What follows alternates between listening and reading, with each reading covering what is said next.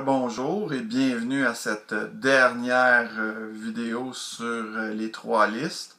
Maintenant, on va voir les finalistes de la dernière catégorie, la catégorie passionné. Fait que passionné, on entend des jeux pour les gens qui aiment les jeux de société, qui veulent y aller à fond, qui veulent aller un petit peu plus loin que des jeux d'introduction, qui vont apprécier des mécaniques relevées, un niveau de réflexion peut-être un petit peu plus difficile, ainsi de suite. Fait que vraiment, bon, des passionnés. Il y a plusieurs types de passionnés. Fait qu'on va avoir des jeux dans cette catégorie-là pour tout type de passionnés aussi. Donc, le premier jeu finaliste passionné est Seven Wonders Duel. Seven Wonders Duel, c'est un peu la version 2 joueurs du jeu Seven Wonders. Seven Wonders, c'est un jeu où on va choisir des cartes. On va avoir des cartes en main, on va les choisir. Puis on va passer le reste des cartes qu'on n'a pas choisies au prochain joueur. On va faire ça à maintes reprises pour arriver avec différentes façons de faire des points militaires, économiques, bâtiments, sciences, et ainsi de suite. Mais là, dans Seven Wonders Duel, on a la même chose, mais bon, Seven Wonders régulier se jouait à deux, mais c'était pas tout à fait élégant comme jeu. Ben, on a créé quelque chose d'élégant avec un système de pyramide où on va voir des cartes d'avance. Si on prend une carte, ben on découvre des cartes pour notre adversaire. On va avoir des merveilles. Certains éléments de jeu ont été simplifiés au niveau des ressources, ainsi de suite. Fait quelque chose de très intéressant. Puis ce qui est très intéressant aussi, c'est qu'on peut gagner de trois façons. Fait que c'est pas seulement un cumul de points. On peut avoir une victoire militaire, on peut avoir une victoire scientifique ou au point de façon régulière une victoire économique. Fait qu'un très bon jeu à deux joueurs. Prochain finaliste, Amun-Re. Amun-Re, c'est un jeu de gestion, c'est un jeu qui se fait longtemps qu'il est dans le paysage ludique. C'est à date des début des années 2000. Mais il n'avait pas été fait en français. Puis cette année, on était chanceux, on a eu le droit à une édition française faite par Super Meeple qui vont en plus améliorer les composantes. On a une version améliorée. Dans Amun-Re, c'est un magnifique jeu de gestion où on va devoir acquérir des zones, des éléments dans ces zones-là, comme des temples, des cultivateurs, on va vouloir cultiver notre terre. Puis ce qui est de particulièrement spécial dans ce jeu-là, c'est qu'on va jouer une demi-partie, puis après la demi-partie, on va tout perdre sauf certains éléments. Fait qu'il y a des éléments qu'on va vouloir travailler à long terme, des éléments à court terme. Il va y avoir une dynamique aussi avec le fleuve qui passe au travers du plateau pour acquérir les différentes zones. Fait qu'un jeu de gestion où aussi on va devoir miser avec un système de mise à expulsion. Quand on va miser, on va être expulsé d'une mise et va falloir miser dans une autre catégorie pour une autre zone de terre. Fait que des mécanismes assez intéressants pour les passionnés. Prochain finaliste, toujours catégorie passionné. On a Isle of Skye de Laird Arroy.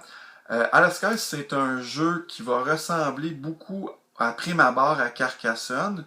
Fait qu'on va placer des tuiles, mais ces tuiles-là, on va les acquérir au niveau d'un enchère où on va mettre on va recevoir des tuiles au hasard, on va les mettre en enchère. Puis si les gens nous les achètent, ça nous fait de l'argent. Si nous les achètent pas, ben le prix qu'on a mis, on va devoir le payer et placer ces tuiles-là. Et ce qui est de particulier, c'est que chaque partie va être totalement différente parce que il y a un système où c'est 4 catégories qui vont faire des points, puis ces catégories-là vont changer de partie à l'autre. Puis après telle ronde, ben, c'est 2 ou 3 catégories qui vont scorer, qui vont être effectifs, qu'on va accumuler des points. Fait que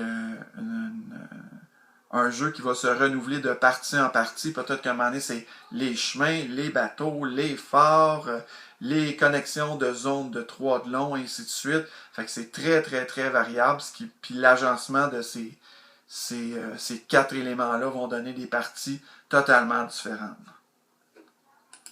Et le dernier finaliste passionné, on a le droit... Ah non, c'est pas le dernier, c'est vrai, il y en a d'autres après. L'avant-dernier, c'est Mombasa. Mombasa, c'est un jeu qui va vraiment arrimer plusieurs belles mécaniques. Le thème du jeu, on va investir en Afrique dans 4 compagnies à charte qui vont faire différentes options, différentes actions comme miner des mines de diamants, comme faire certains contrats dans différentes zones.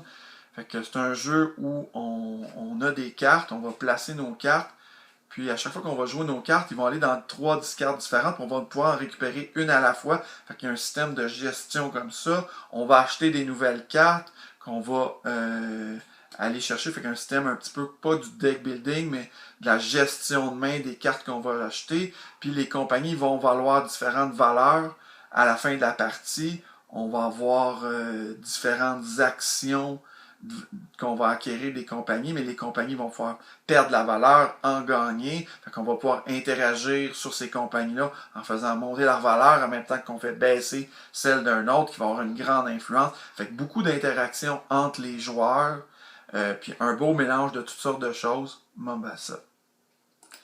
Et finalement, le dernier finaliste de la catégorie passionné, on a le droit à Pandemic Legacy.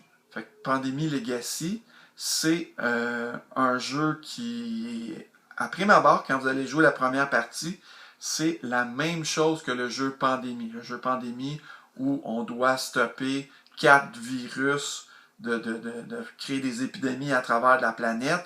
On peut jouer à 2, 3 ou 4 joueurs. Même chose ici, c'est les mêmes nombres de joueurs. Mais ce qui va se passer de spécial, c'est qu'au milieu de votre première partie, on va vous demander, lisez une carte, puis là, tout va changer.